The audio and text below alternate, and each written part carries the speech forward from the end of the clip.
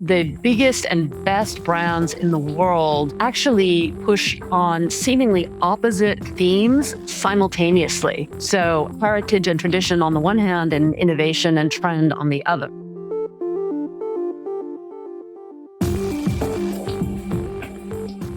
Welcome to The Array by Jacquard, the agentic enterprise platform that creates content that converts. In today's episode, we're delighted to welcome Katherine Melchior Ray, global marketing executive, consultant, author, and lecturer at UC Berkeley's Haas School of Business. Katherine brings more than 25 years of international leadership experience helping brands grow across markets, culture, and continents.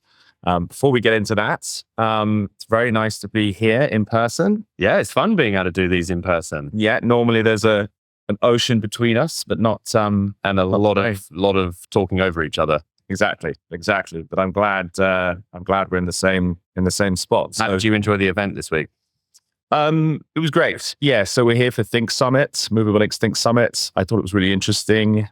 I thought it was very interesting that we discovered that not only we have the same birthday, our mum's names is the same name, and our head of customer experience at Jacquard has the same birthday and the same mum's name. That was super weird. We managed to discover this in front of one of our clients whilst we were telling them the story about us sharing the same birthday and having mum's name Sally. Yeah. And he just piped up and was like, I have a mum named Sally and I'm also born on the 6th of October. I was like, this is weird. Honestly, the new hiring policy. Yeah, the new hiring policy is just, when are you born? Yeah. What's your mum's name? Yeah. I thought that was There was a lot of talk about AI inbox as well. I felt that was very much topic of the week for me. What are your thoughts on that?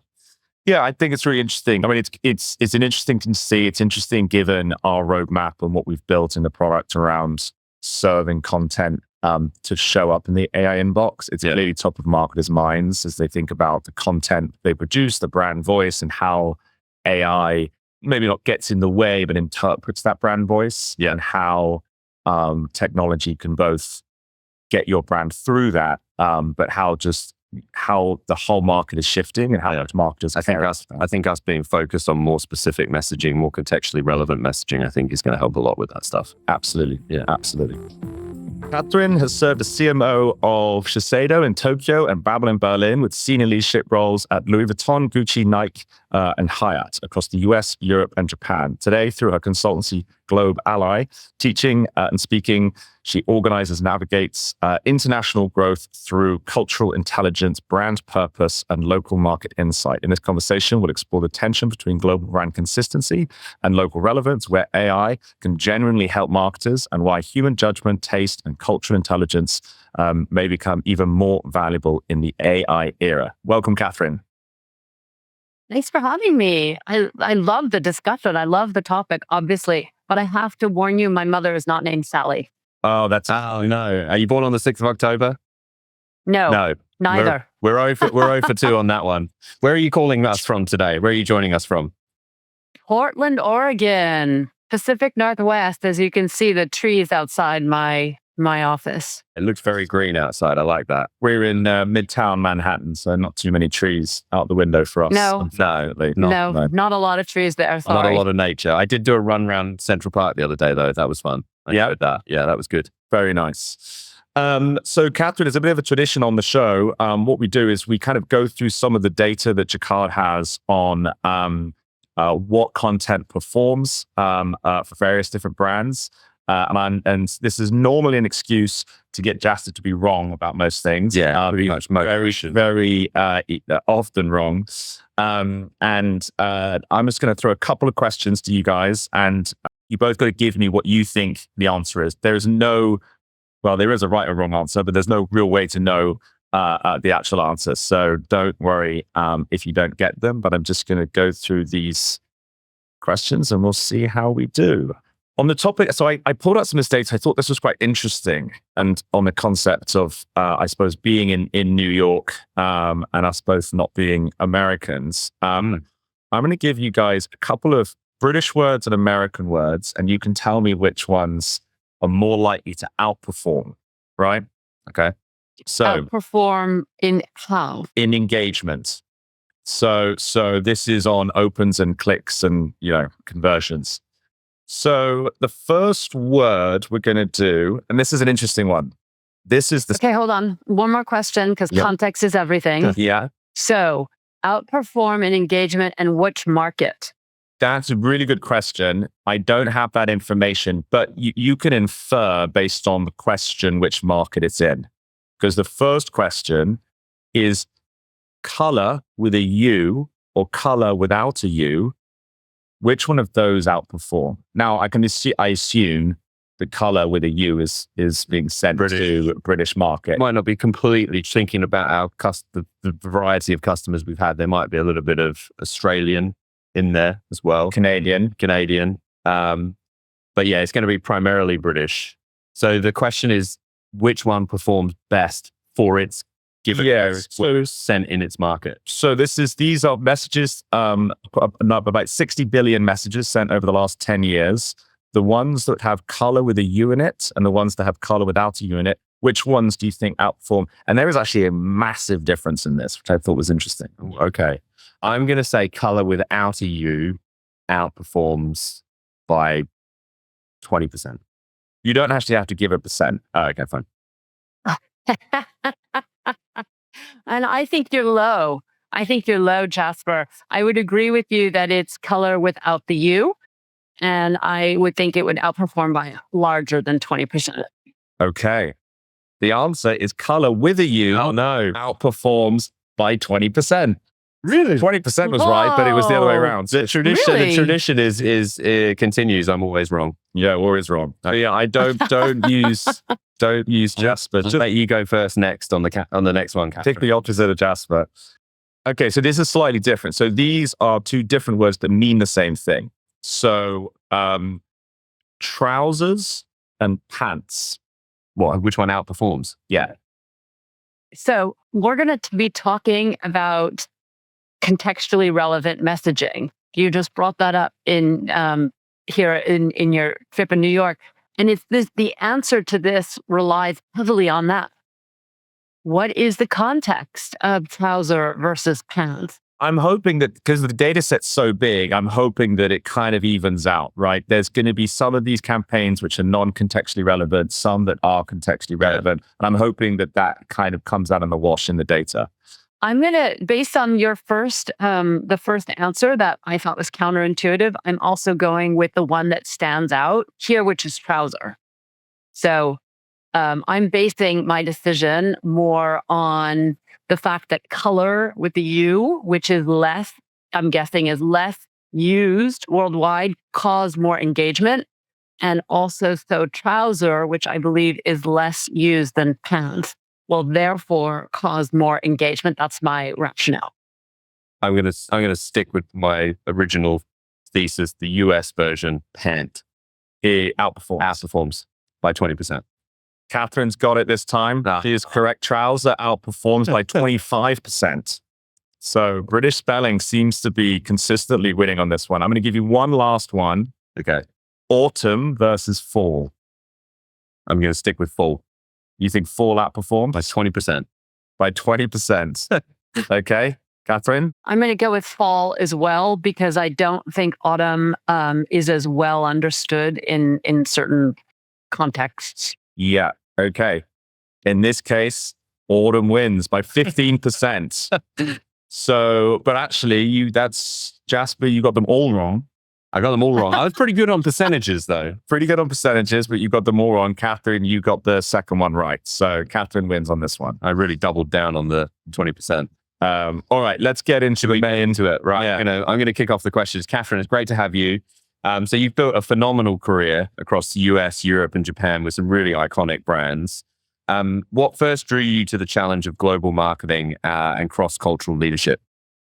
Well, I think there are a couple things. One is I grew up in San Francisco, which, the San Francisco we know of today is really dominated by Silicon Valley, but in that era, it wasn't as, the people coming for riches were not necessarily all in tech. And it was a very international city.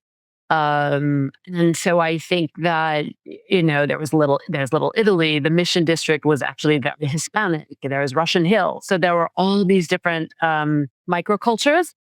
And I then learned French. I went to a French school. So then was easy to learn Spanish. And then in college, I started learning Japanese. And so I just think it was a way of understanding my immediate surroundings at first. And then as my own world expanded and languages helped fuel that curiosity and understanding. You've worked in like quite a few diverse industries, whether it's fashion, beauty, hospitality, education, different markets.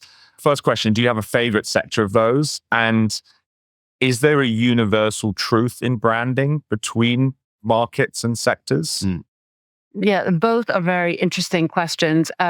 I think education, honestly, is the most rewarding for the most people. And I don't mean that financially, although ultimately there are financial gains for everyone, whether it's education being as a CMO at Babbel, where people are learning languages that fuel career opportunities, in addition to other things, or in education at Berkeley, where I'm teaching next generation and continually stimulating my own learning too.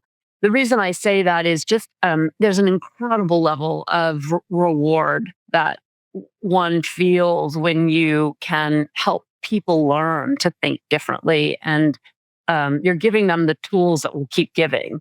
So all the other businesses or capitalistic organizations where certainly I had more money, I made more money, I built more numerical growth and brands in multiple countries. And I think the underlying education existed in all of them, because when you're helping Louis Vuitton grow its business in Japan, obviously you're helping not only the French understand Japan, but the Japanese understand France. And if you're working with Nike to grow women's sports, you're trying to help other people embrace the opportunity that comes from giving women more access to sport and giving them the tools to be able to express themselves that way. So there's always, I think, been an underlying aspect of education that I've loved in that respect. So I think I would say education.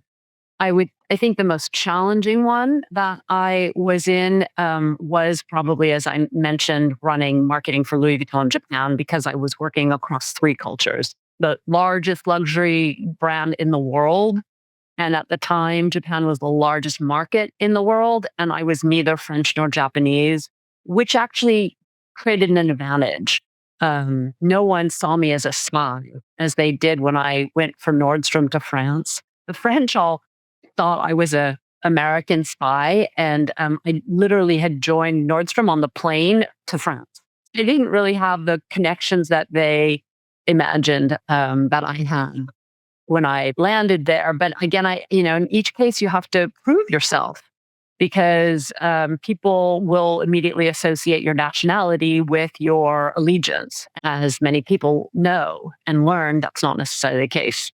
That's actually really interesting. I hadn't thought about that giving you an advantage. Now you've written brand global and brand local, which kind of get to the hardest tensions of marketing. Why do you think and I've seen this so many times of like brands getting that kind of local relevance kind of totally wrong. And it can be like really damaging for a brand. I think especially when a brand enters a new market, I think it can be pretty damaging. Why do companies struggle to balance that kind of global brand consistency and kind of nailing that local relevance?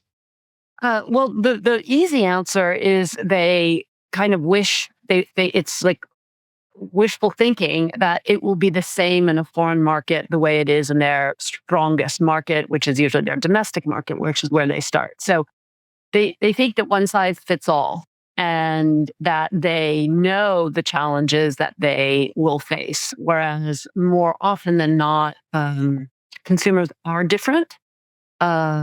We all share the same values. Values are universal. They're human and they're universal. So whether it's trust or performance or reliability or service, those are things that are important to everybody. But how we measure that, how we feel that, how we want that is really different from one market to another. And I think companies fail to anticipate the fact that there are going to be more differences than they really than they are. You kind of need to adapt. There's a story I love, and you're probably familiar with this, having worked in Japan. There's a tradition in Japan to eat Kentucky Fried Chicken on KFC on Christmas Day, and I love that. It's just like that, it's that brand being adaptable, right, and adapting to a market that doesn't have the same traditions as where it was founded. On the last episode, we actually spoke about this, and this is fascinating. Coors Light in the US, right, is, it's the Rocky Mountains, it's this kind of cowboys drinking Coors Light kind of thing. And in Europe, when I saw the ads, I suppose when I was growing up, it's like French Alps, it's Jean-Claude Van Damme, like opening the Coors Light up a mountain and doing all this Jean-Claude Van Damme stuff. But it's like, it's a bit more tongue in cheek. It's more tongue in cheek, but it's also not the Rocky Mountains. It's the Alps. Yeah. Right? It's like, it's picking the local mountain range as part of your branding and relevance. And I just thought that was really interesting how they because I assume cowboys and Rocky Mountains in Europe doesn't really resonate as well as a French guy, or is he Canadian? No, is he French? I don't know. But either way, it's just that pairing, I think, is quite interesting. What was just going back to your experience, Katherine, with Louis Vuitton? Obviously, there's an incredible kind of brand history that you want to hold on to, and people buy into the heritage, right, and the culture behind the heritage. But as you mentioned, when you're working in a market like Japan, you need to communicate that heritage, but you need to do it in such a way that resonates. Like, what was the biggest kind of learning takeaway going through that process for you? There's so much in the Louis Vuitton history and heritage to play with, and they actively develop it. So there's an entire team called Patrimoine, which means heritage. And so I actually had in Japan someone dedicated to this too, that worked with the French team, of course, over there. And so I think that the biggest challenge I had wasn't necessarily that. It was balancing the need for heritage with the need for innovation. And that's what led me to develop one of the frameworks I talk about in my book, which I call the brand Fulcrum. That the biggest and best brands in the world actually push on seemingly opposite themes simultaneously. So heritage and tradition on the one hand, and innovation and trend on the other. And it's not that you want to always be trendy. In fact, that was the problem we had in Japan, is that we got overly trendy, and we were putting Western models in all of our advertising that didn't connect to the Japanese and threatened the value of our best sellers for decades of shapes of bags that we're selling. And when a brand loses the value of their best sellers, they lose their anchor, and they lose their cash cow. So that's a critical step. And it's actually what made me realize that we had to go in the other direction. We had trend and innovation down. And in Japan, there's a lot of that. And so I would push my teams to go in that direction. But I realized that on a global level, we were actually missing this even bigger and riskier value if people felt that we were no longer the long-term value investment that could, buy something and give it to your children and grandchildren. And that's what led to the the latest travel campaign. So it was pushing Paris to say, it's not just a Japanese issue. Sure, Japan is often in the forefront of cultural trends in luxury fashion. And but I was seeing it, and at the time it was Antoine Arnault, Bernard Arnault's son, who was in the head of creative. And it was in working with him where I was threatening to do our own advertisement in Japan. They were like, Katherine, you not only are you crazy, but you're going to get fired. And I was like, this is really important. And finally, he understood what I was talking about. And he realized that there were threads of this in other markets too. And that led to a huge Annie Leibovitz global campaign on the art of travel. And that's where I realized we had to do both. We couldn't afford to just talk about the latest, graffiti bag and art-inspired influencer. We're going to work with. We had to do that, and we had to lean into our heritage and our best-selling items at the same time. So how do you make your best-selling items trendy and modernized, right? And how so that anyway, it's a really cool concept of this framework that I developed. Reminds me a bit of, I don't know if this was always, maybe this was just a London Heathrow thing, but on the air bridges when you get on and off the plane, those HSBC ads. Yeah. And it always, have you seen those, Katherine? I have been around since before anyone put ads on those air bridges. In fact, I was living in France at the time, and I said, I want to advertise in the airports. There was no advertising in airports at the time. And I was working for this brand, Façonnable, that had been bought by Nordstrom in the south of France, in the Riviera, in Nice, which is the number 2 airport in France. And I was like, we need to capture people when they land in the Riviera. And I want to do advertising. And I got the Nice airport to dedicate this huge wall above the check-in counter. And we did the first ever image. Did an airport takeover at Nice. We did a Nice airport takeover for Jacquard. And pretty much at Cannes Lions, we had Cannes Lions, of course. Every ad was a Jacquard ad. So we know the Nice. But I know what you mean, though. There's this kind of recognition. When I think of air bridges in the UK, I think of HSBC. When I think of the arrivals terminal, I think of Burberry. Like, I also own these spaces, and it becomes very recognizable. And I mentioned that HSBC one because it always talks about, like, I think I've seen it in multiple places. It's got something about like understanding the world, but also really understanding local culture. Yeah. And it just made me think about, holding on to that tradition piece, but also, being hyper relevant. I also think it's really interesting when depending on, and this is I think Terminal 5 at Heathrow, depending on if you go through like the business check-in or like the business security, they're very different ads to the economy security, right? Like the brands are like Range Rovers I think when you go through the BA side bit, it's like all Range Rovers and I don't know, Gartner or Forrester and this kind of stuff.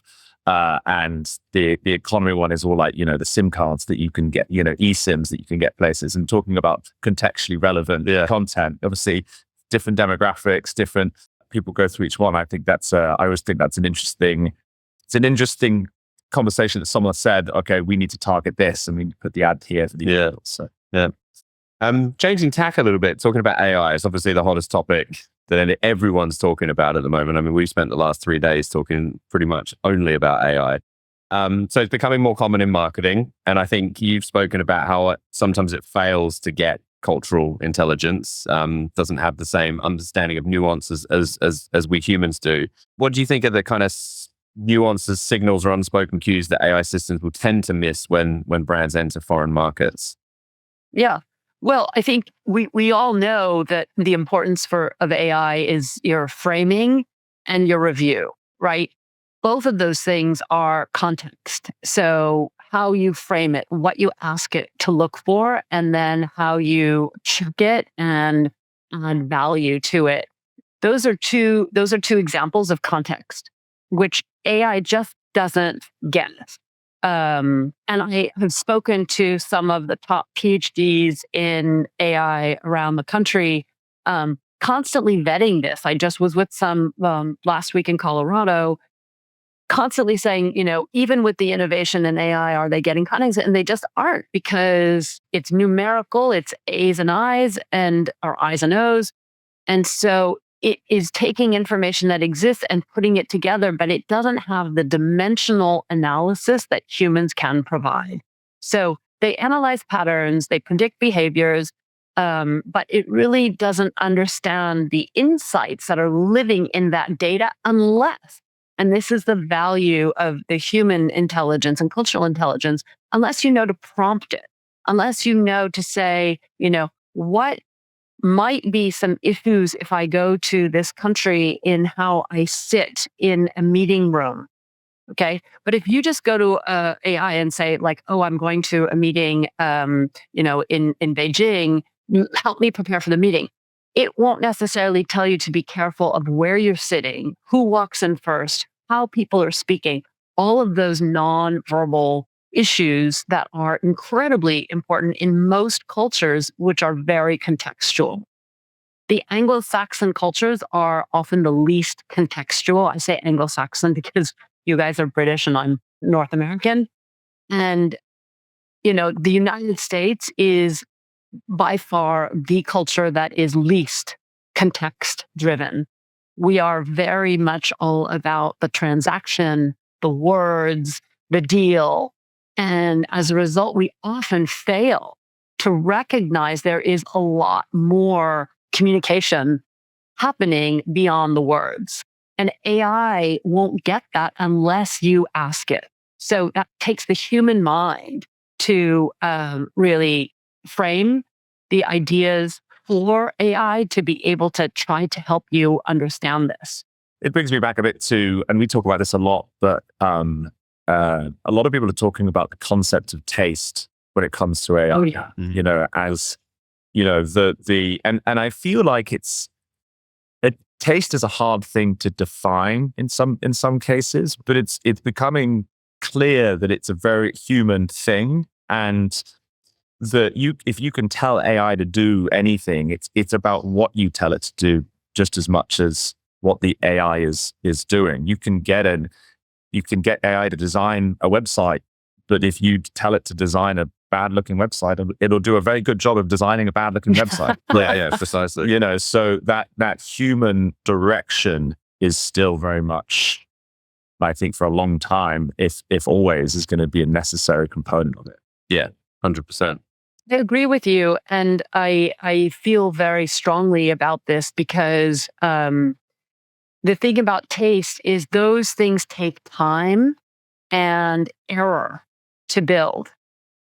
And if we start taking away those entry-level jobs, that's where taste is built. So it's like short-term, long-term. We might be winning the battle of speed to market for the near term, but we are eradicating the actual skills and values that businesses will need in the long term to manage these AI tools. My example for this, actually, it comes from very personal experience, which is where most people develop taste, is I honed my taste in fashion by living in different markets. So I said, I grew up in San Francisco. I'm a Levi's girl, born and bred, local market. I went to the, original Gap store in Stonestown when they sold Levi's. Believe it or not, that was some of the original products. And then I would move to France in fashion, and it was learning to go on photo shoots, to work with actual stylists, to try things on, to notice how culture and body movement are different in different markets, that I had to learn taste and gain confidence in my own style as a woman and how to style other models and appeal to the French sense of fashion versus the American sense versus the Italian sense versus the Japanese sense. Or when I went into hospitality running luxury brands for Hyatt, I ran the Park Hyatt and the Grand Hyatt luxury brands. It was in opening Park Hyatt New York and Park Hyatt Vienna, and choosing interior design and art, and what kind of cocktails we were going to serve and what people wanted in there, that I really learned to feel the best solution, and that's taste.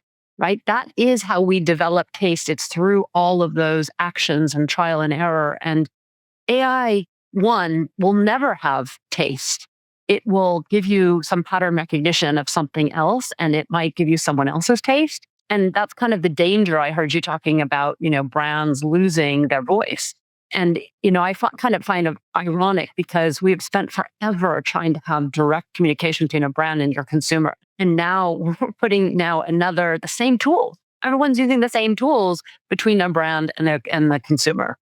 I think we were talking about this the other day. Like, we did a rebrand, and we invested pretty heavily in it. Worked with a really, really amazing agency, and we're finding acceleration with AI. But I think the important thing is because we've got such good brand guidelines, good communication guidelines, good frameworks that enable us to use AI tools to create, visuals, screens, landing pages, whatever it may be, more quickly.